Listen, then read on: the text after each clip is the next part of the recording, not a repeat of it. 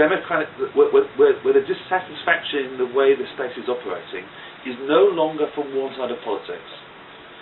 And that's what gives me hope that we can actually make progress, because if it's always on one side, then it's as if you have a slippage and it goes somewhere else. If you can have that pincer movement, then you may actually be able to actually do some fundamental reforms.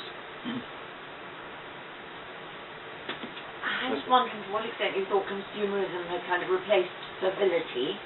As a follow-up question, what kind of political forms of organisation do you think will actually help us break out of this inflation?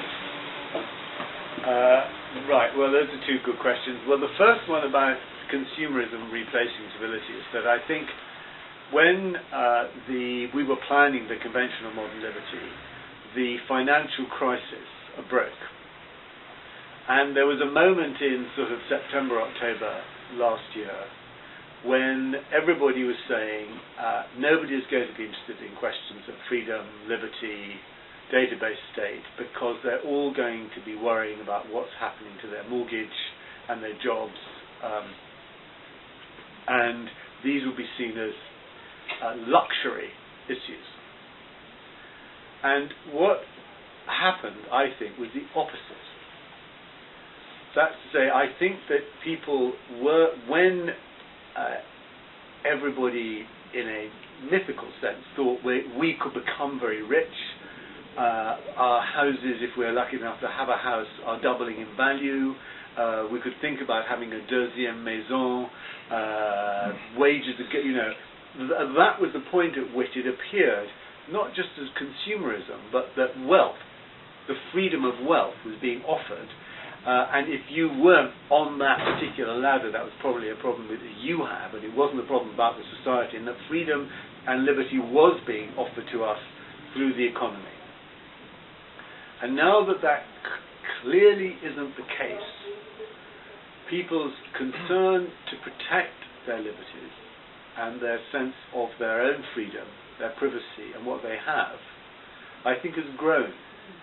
So I think the odd thing is that at this moment people say, okay, well, if it is an economic downturn, we're not going to allow the authoritarians to take that freedom which we have got, which we can call our own, away from us. So I think the question of, the specific answer to your question, Rosemary, is that there was an attempt through globalization to make consumerism the alternative to citizenship, and that has failed.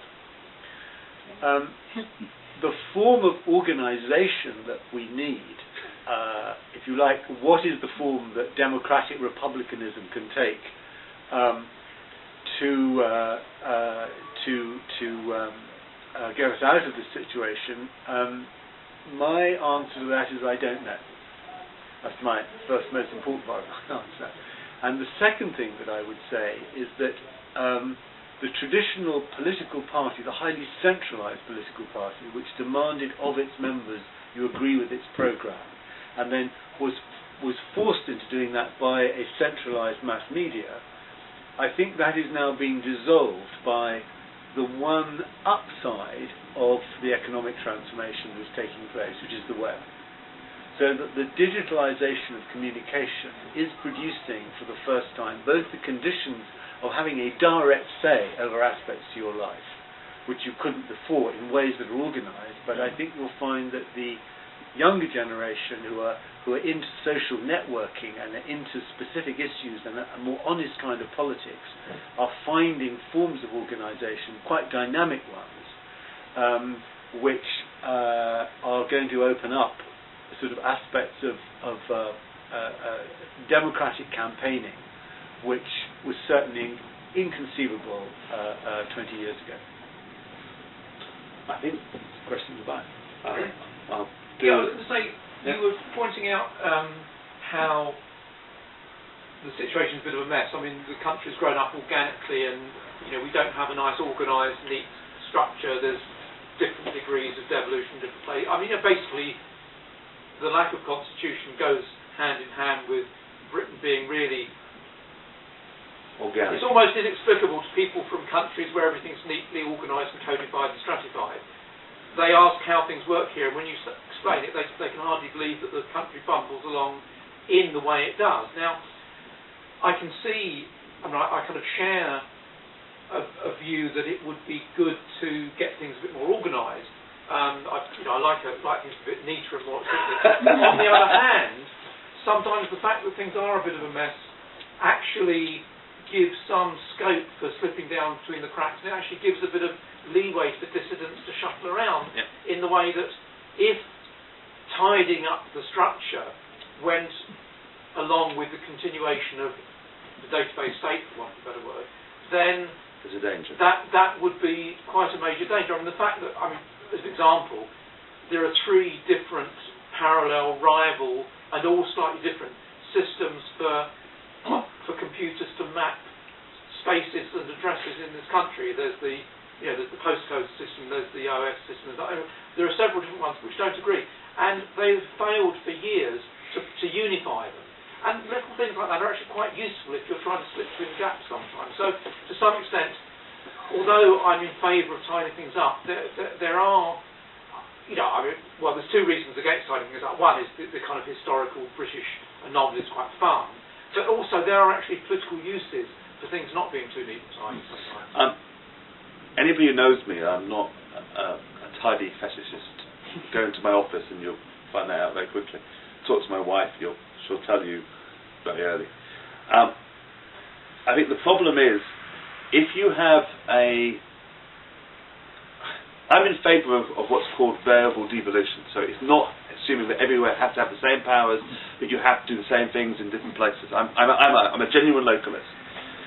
My problem with what I mean by the mess is, if you don't understand how the system works, it doesn't have to be understand everything, but how your part of the system works, then you can't work out as a citizen how to influence things. And a lot of the time, the way we do it at the moment actually hides the fact that you don't have any places to put influence the system. I live in a small sleepy village on the borders between Cambridgeshire and Hertfordshire. And you would think that if it was an issue around my local village, that I go to my parish council. Or if it's about my district, I go and talk to my district council, my county, or whatever. The reality is, most of the things which people are talking about affecting my life, like the government wants to build new towns all around me, actually aren't. The places where people in my village assume they go to put influence have no power or influence over them. Because the place where you want to do it is 2 or 3 people sitting down there in Westall. And it's or the unelected regional assembly which we don't have. Well, which exists like the metropolitan councils in shadow without having. Actually, the problem is we're actually it's even worse than that, because we're abolishing the unelected regional assemblies, which at least were made up of local councillors, and we are replacing it now by regional select committees, which will have no influence at all, but which will be made up of people not from that region, from elsewhere.